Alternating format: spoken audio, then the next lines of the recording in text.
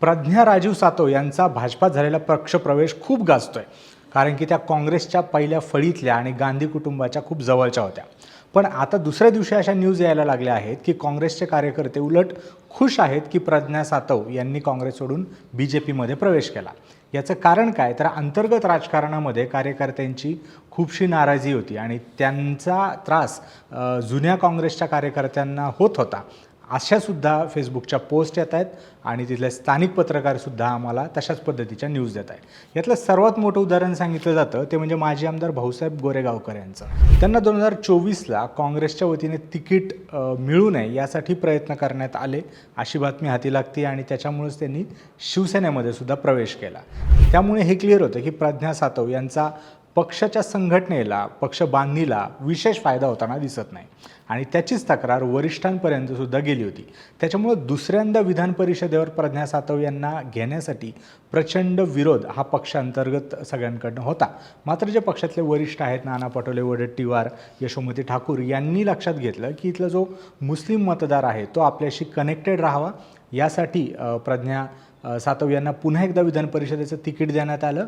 मात्र तरीसुद्धा त्यांना फंड मिळायला प्रॉब्लेम होत होते, त्यांचे कार्यकर्ते नाराज होते आणि यातून त्यांनी पक्ष सोडण्याचा निर्णय घेतला, कारण की इथून पुढच्या भविष्यामध्ये पक्षांतर्गत विरोध वाढला होता असे सुद्धा चिन्ह मिळत आहे. पण एकंदर काँग्रेस खुश आहे असंच सगळे लोकल पत्रकार आपल्याला या ठिकाणी सांगताना दिसत आहेत.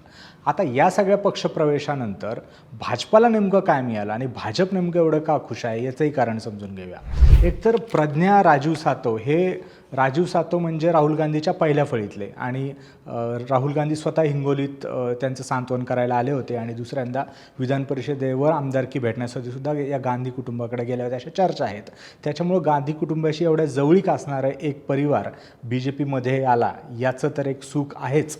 शिवाय या पक्षप्रवेशाचं जी मध्यस्थी होते ते अशोकराव चव्हाण होते असं सुद्धा सूत्रांच्या हवाल्याने आपल्याला समजतं आहे. आता अशोकराव चव्हाणांना काय मिळालं, तर अशोकराव चव्हाणांनी काँग्रेसमधनं भाजपात प्रवेश केल्यानंतर असे काही मोठे पक्षप्रवेश झाले नाहीत. त्यांच्या पदाला साजेसे मोठे पक्षप्रवेश त्यांना करता आले नव्हते. ते आता प्रज्ञा राजीव सातव यांच्या नावाने स्टँडिंग आमदारच भाजपमध्ये त्यांनी घेतला, याचं क्रेडिट मात्र अशोकराव चव्हाण यांना नक्कीच मिळणार आहे. यासोबतच भाजपाचा अजून एक यातला एक बॅलन्सिंग ॲक्ट आहे, तो म्हणजे तानाजी मुटकुळे. हे सध्या भाजपाचे आमदार आहेत तिथले आणि भाजपाचं एक नेहमी ॲक्ट ऑफ बॅलन्सिंग चालतं. कुठल्याच क्षेत्रामध्ये एका माणसाला पॉवरफुल होत नाही. एक माणूस पॉवरफुल झाला की त्याला दुसरा माणूस बॅलन्स करायला भाजप नेहमीच ठेवत असतं आणि त्यामुळे मुटकुळे जास्त पॉवरफुल होऊ नये, त्या तोडीस तोड भाजपाकडे एक चेहरा राहावा म्हणून सुद्धा प्रज्ञा सातव यांचा पक्षप्रवेश महत्त्वाचा होता. या पाठीमागे एका वेगळ्या इंडिपेंडंट सोर्सकडनं हे सुद्धा समजतं आहे की भाजप इथून पुढे 2029चा विचार करत आहे आणि 2029चा विचार करताना कळमनुरी जो मतदारसंघ आहे, या मतदारसंघामध्ये भाजपकडं कुठलाही मोठा चेहरा नाही आहे, स्टार चेहरा नाही आहे जो निवडणूक जिंकू शकेल. कळमनुरी मतदारसंघात सध्या शिवसेनेचे आमदार संतोष बांगर यांची सत्ता आहे आणि त्या संतोष बांगरला टफ देणारा भाजपकडे चेहरा नाही आहे.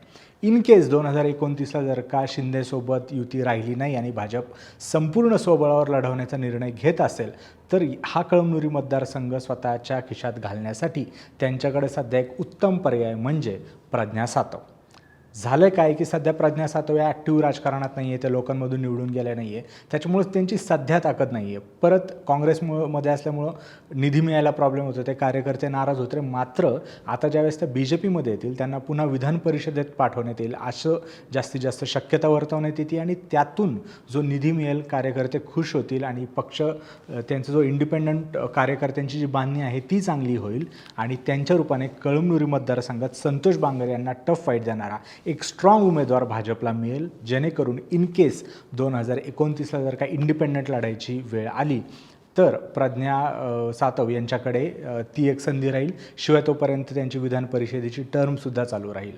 त्याच्यामुळे दोन्ही बाजूनी एक विन विन सिच्युएशन होती. त्यामुळं भाजपाला या पक्षप्रवेशाने खूप फायदा होणार आहे आणि एकंदरच गांधी घराण्यातील स्टँडिंग आमदार भाजपच्या गळाला लावल्यामुळं अशोक चव्हाण यांचासुद्धा फायदा होणार आहे. याचमुळं प्रज्ञा सातव यांचा हा पक्षप्रवेश खूप गाजतोय. अशाच राजकीय महत्त्वाच्या अपडेटसाठी सरकारनामा आमच्या चॅनलला सबस्क्राईब केल्याशिवाय जाऊ नका, जेणेकरून तुमच्याकडून आमचा एकसुद्धा व्हिडिओ मिस होणार नाही.